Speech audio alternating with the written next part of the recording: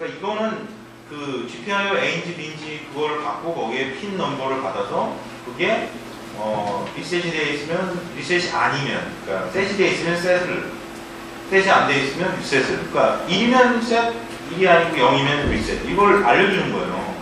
뭐가 세팅되어 있는지. 그래서 뭐가 되냐면 평상시에는 그러니까 이게 0이 되어 있을 테니까 셋이 아니니까 LED가 오프되어 있는 거예요. 근데 내가 이거를 이렇게 딱 누르는 순간에 얘가 읽어보니까 셋이 아니고 리셋이 된 거예요. 그러니까 셋이 된 거예요. 그러니까 LED를 온 시켜주는 거죠. 그러니까 얘는 뭘 하고 있냐면 계속 Y를 누르면서 이걸 계속 읽어보는 거예요. 근데 내가 그 읽고 있는 중에 내가 이거를 딱 누르니까 LED가 불이 들어오는 거예요. 두 번째 거도 두 번째 거를 딱 누르면 이렇게 불이 들어오는 거예요. 그럼 우리가 위에 거 아래 거를 동시에 눌러보면 어떻게 될까요? 둘 다 불이 들어오는 거예요. 재밌죠? 재밌어요. 근데 이 방식을 뭐라고 부르냐? 우리가 이런 방식을 뭐라고 부르냐면 폴링이라고 해요. 폴링이 뭐냐? 이런 거예요. 여론조사예요. 여론조사. 당신 잘 계십니까? 아닙니다. 당신 잘하고 계십니까? 물어보는 거예요. 계속. 우리가 키에 대한 게 지금 두 가지 옵션이 있는 거예요. 키 1번, 키 2번. 키 1번한테 가서 물어보는 거예요. 너 지금 상태가 어때? 키 2번한테 너 지금 상태가 어때? 계속 물어보는 거예요. 나는 계속 와일문을 들고 있으면서 계속 물어보는 거예요. 이러한 방식을 우리가 폴링이라고 얘기를 해요. 그러니까 구현을 하는 방식 자체가 폴링을 쓸 거냐 아니면 인터럽을 쓸 거냐, 이렇게 둘 중에 하나예요. 거의 대부분. 근데 우리 이 방식은 폴링 방식이에요.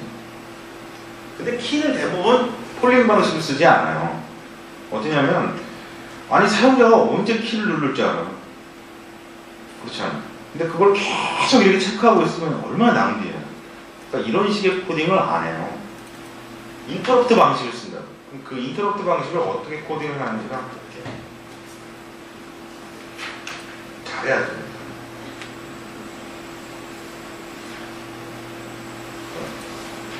키의 그 회로를 한번 보자고요. 키의 회로. 이게 상당히 복잡해 보이지만 하나도 복잡한 게 아닙니다. 이거는 뭔가 그 다른 용도로 쓰려고 회로를 그냥 만들어 놨어요. 그리고 안 써요. 여기에 보면 NM이라고 써 있잖아요. 이게 뭐냐면 not mounted 이렇게 되어 있는 거예요. 그래서 그 not mounted가 뭐냐, 그 칩을 붙이지 마라 이런 뜻이에요. 그러니까 결국 무슨 얘기냐면 회로상에서 요만큼은 없는 애들이 되는 거예요. 왜냐면 회로가 끊어지면 아무 소용이 없는 거잖아요. 연결이 안 되니까. 그러니까 여기 있는 뭐 저항도 필요가 없는 거고, 요 회로만큼은 없는 회로예요. 그러니까 신경 쓸 필요가 없어요. 더군다나 여기도 필요가 없겠죠. 여기도 다 오픈되어 있는 거잖아요. 요것도 필요가 없을 거예요. 다 필요가 없어요. 오로지 남아있는 건 요만큼만 남아있는 거예요. 여기도 마찬가지고. 실제로 이 보드에서도 안 달려있어요. 자, 그러면 여기는 이제 이게 버튼이에요. 버튼이 이게 이렇게 눌리는 경우와 버튼이 이렇게 떨어지는 경우, 두 가지 경우가 있겠죠. 버튼은 이제 평상시에 늘 떨어져 있어요. 떨어져 있는 상황은 어떨까를 봅시다. 떨어져 있는 상황은 어떨까요? 여기에 뭐가 들어갈까요?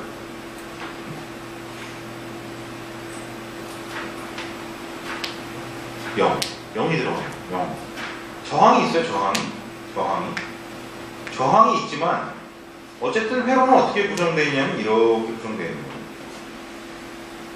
회로는 여기가 이렇게 연결되어 있는 거예요. 중간에 뭐 저항이 있지만 큰 의미 없어요.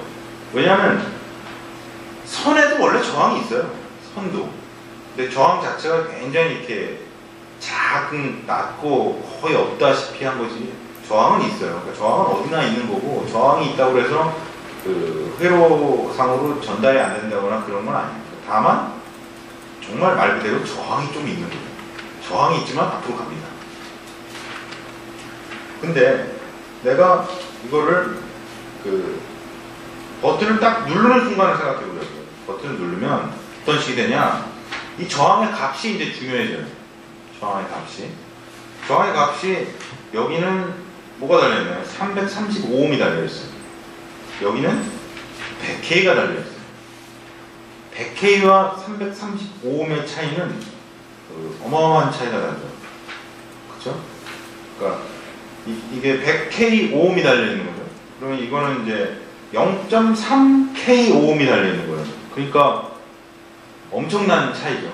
그럼 결국 어떻게 되냐면 여기 3.3V 전원이 이렇게 왔다가 여기 저항하고 여기 저항하고의 사이를 보면 여긴 저항이 엄청 크단 말이에요. 그러니까 전류가 이렇게 해서 1로 흐르는 거예요. 그래서 1이 됩니다. 그러면 버튼을 누르지 않았을 때는 0, 버튼을 누르면 1이 되는 거예요.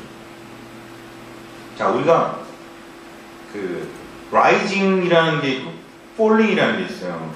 라이징이 뭐죠? 라이징, 폴링. 라이징은 뭐냐? 라이징은 올라가는 거예요. 폴링은 툭 떨어지는 거예요. 인터럽은 대부분의 경우에 있어서 라이징 아니면 폴링이에요. 그게 무슨 얘기냐? 어떤 핀이 있는데 핀에 값이 이렇게 0으로 있다가 쭉 1로 올라갔다가 쭉 있다가 쭉 떨어졌다가 다시 0이 됐다가 이렇게 레벨 변화가 있는 거예요. 그럼 어떤 순간에 인터럽을 쓰냐면 이 순간에 인터럽을 쓰는 거예요. 특정한 상황에는 이런 경우도 있어요. 지금 이 STM32에서는 지원을 안 해주는데 레벨에 대한 인터럽트도 있어요. 레벨에 대한 인터럽트. 그래서 레벨 인터럽트를 쓰면 어떤 값이 1인 상황에서 계속 인터럽트를 발생을 시켜주는 거예요. 그래서 그게 0이 될 때까지, 그러니까 1로 돼 있는 상태만 계속 1로 돼 있으면 계속 인터럽트를 떼어주는 거죠. 그런 인터럽트도 있어요. 근데 지금 현재 STM32에서는 그런 인터럽트는 지원해주지 않고 있고 라이징이나 혹은 폴링이나요. 라이징이나 혹은 폴링이나. 자, 그러면 지금 평상시에 이 핀에 어떤 값이 입력되고 있었죠? 0이 입력되고 있었어요. 그랬다가 내가 버튼을 딱 누르는 순간에 1로 바뀝니다. 그게 무슨 얘기냐면 0으로 계속 들어가고 있다가 내가 버튼을 딱 누르면 1이 되는 거예요. 그러면 우리가 어떤 인터럽을 받아야 되냐면 라이징 인터럽을 받아야 돼요. 만약에 내가 버튼을 딱 눌렀다가 떼는 순간에 인터럽을 발생시키고 싶다. 그러면 폴링으로 세팅을 하면 그렇게 세팅이 되는 거예요.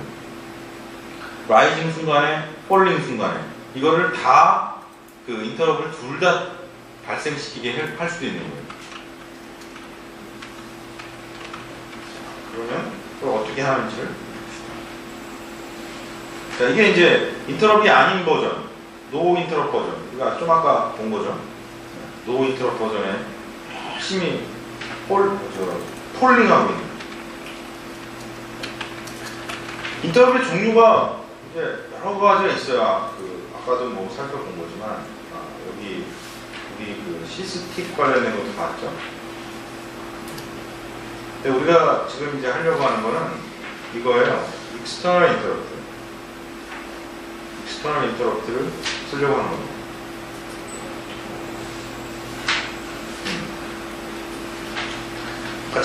잠깐 봤던 것 중에 우리 이제 인터럽이 발생했을 때 이전의 상태를 저장을 해야 되냐면 저장하는 내용을 보면 이런 식의 저장이 돼요. 그러니까 이 STM32의 스택의 부분은 어떠냐면 스택이 이런 거예요. 어떤 스택을 쓰냐면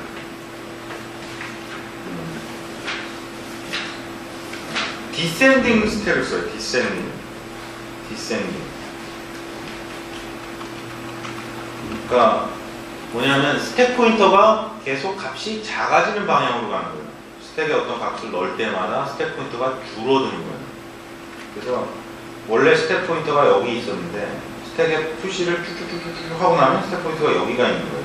이게 로우 어드레스, 이게 하이 어드레스가 돼요. 그 다음에